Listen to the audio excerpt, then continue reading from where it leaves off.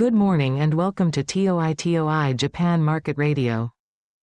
It's November 29, 2025, and I'm coming to you from Tokyo with your daily briefing on Japanese markets. This show is designed for global investors tracking Japan exposure, covering equities, currencies, rates, and the policy landscape. Joining me today is our portfolio manager who focuses on Japan macro and equities. Let's start with the market summary. Thanks for having me. So today we have a bit of a quiet setup on the surface because Japanese markets were actually closed for a holiday. That means no trading in Nikkei 225, no TOPIX moves, and the domestic bond market was shut as well. However, USD, JPY continued trading globally, and we did see some price action there. More importantly, we had a major corporate announcement that's quite significant for Japan's long-term industrial strategy. Right, and that's really the story today. Even with markets closed, we got some substantial news flow. The headline that caught everyone's attention is Micron Technology announcing a massive investment in Japan. We're talking about a $9.6 billion commitment to build an AI memory chip plant in Western Japan. Can you walk us through what this actually means? Absolutely. So Micron, which is one of the major U.S. semiconductor manufacturers, is committing $9.6 billion to establish or expand manufacturing capacity specifically for AI memory chips in Western Japan. This is likely focused on DRAM and possibly high-bandwidth memory, which are critical components for AI infrastructure and data centers. The facility will be located in Western Japan, probably in an industrial zone like Kyushu, which has historically been a semiconductor manufacturing hub. This represents one of the largest foreign direct investments in Japan's semiconductor sector in recent years. That's a huge number. Why is this particularly important for Japan right now? There are several layers here. First, from a geopolitical perspective, Japan has been actively working to position itself as a secure and stable location for advanced semiconductor manufacturing. With ongoing tensions around Taiwan and China, both the US and Japan have strong strategic interests in diversifying chip production away from Taiwan. This investment validates that strategy. Second, this is a major win for Japan's industrial policy. The Japanese government has been offering incentives and support to attract semiconductor investment, and this shows that policy is working. Third, regionally, this brings significant capital and job creation to Western Japan, which benefits local economies and supply chains. And finally, it strengthens Japan's overall technology ecosystem, making it more attractive for further semiconductor-related investment down the line. So when you think about the impact on Japanese equities, what should global investors be watching? When markets reopen, I'd expect to see positive sentiment, particularly in semiconductor-related names. Companies like Tokyo Electron, which manufactures semiconductor production equipment, and Shin-Etsu Chemical, which supplies semiconductor materials, are likely to benefit from increased orders tied to this new facility. Screen Holdings is another equipment supplier that could see support. Beyond that, you'll likely see some positive spillover into construction and infrastructure companies that will be involved in building out this facility. There may also be some regional real estate plays in Western Japan that get attention. For the broader indices, Nikkei and TOPIX, the direct impact is probably modest given the size of these markets, but it does contribute to a broader positive narrative around Japan's industrial competitiveness. What about the currency side? Does an investment of this scale have implications for USD, JPY? It can, yes.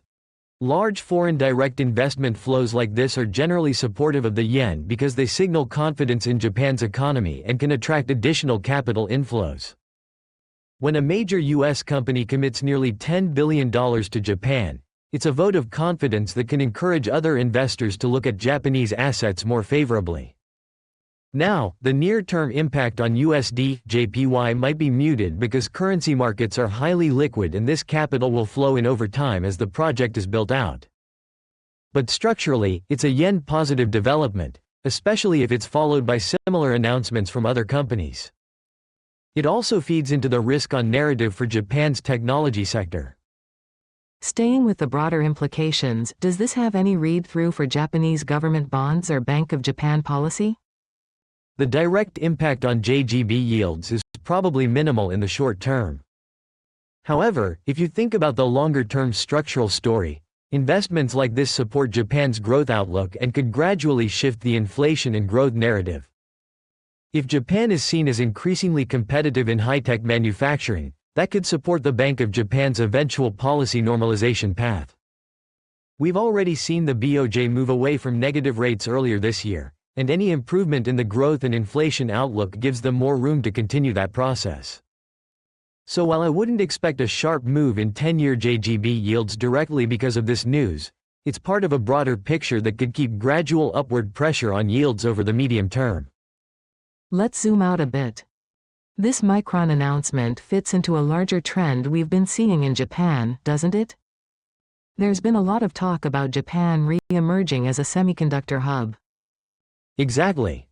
Over the past couple of years, we've seen Taiwan Semiconductor Manufacturing Company, or TSMC, also commit to building facilities in Japan with government support. Japan has domestic players like Sony Semiconductor Solutions that are globally competitive in certain chip categories. And now you have Micron adding capacity specifically for AI memory chips, which is one of the highest growth segments in the semiconductor market.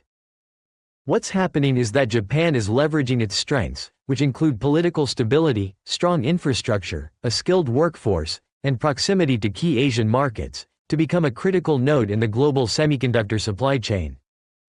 For investors, this is a structural theme that goes beyond any single quarter or year. It's about Japan positioning itself for the next decade of technology growth. From a portfolio construction standpoint, how should global investors be thinking about this? I think there are a few takeaways. 1. If you have exposure to Japanese equities, semiconductor and semiconductor equipment stocks are worth a closer look as part of that allocation. These companies are not just domestic plays, they're global suppliers, so they benefit from worldwide semiconductor demand, not just Japan. 2. This reinforces the case for being selective in Japan. Not all Japanese equities will benefit equally, but companies tied to advanced manufacturing, automation, and technology infrastructure are in a favorable position. 3. From a macro perspective, developments like this support the view that Japan's economy is evolving beyond its old deflation and stagnation narrative. That has implications for how you think about yen exposure and Japanese rates over time. And finally, it's a reminder that industrial policy matters. Japan's government has been proactive in this space, and that's creating real investment opportunities. Before we wrap up, let's recap the key points for our audience. Markets were closed in Japan today for a holiday, so no price action in Nikkei, TOPIX, or JGBs. But the big news was Micron's $9.6 billion investment to build an AI memory chip plant in Western Japan. What are the top 3 things investors should take away from that? First, it's a validation of Japan's semiconductor strategy and a positive signal for the country's long-term industrial competitiveness. Second, when markets reopen, watch for positive sentiment in semiconductor-related stocks, particularly equipment and materials suppliers. And third, this is part of a broader structural trend that supports a more constructive view on Japan's growth outlook, which has implications for equities, the yen, and eventually monetary policy. Excellent summary. For those of you tracking Japan markets regularly, we cover these developments every day here on TOI Japan Market Radio. If you found this useful, consider subscribing so you don't miss future episodes. We'll be back tomorrow with the next market update. Thanks for listening. Thank you.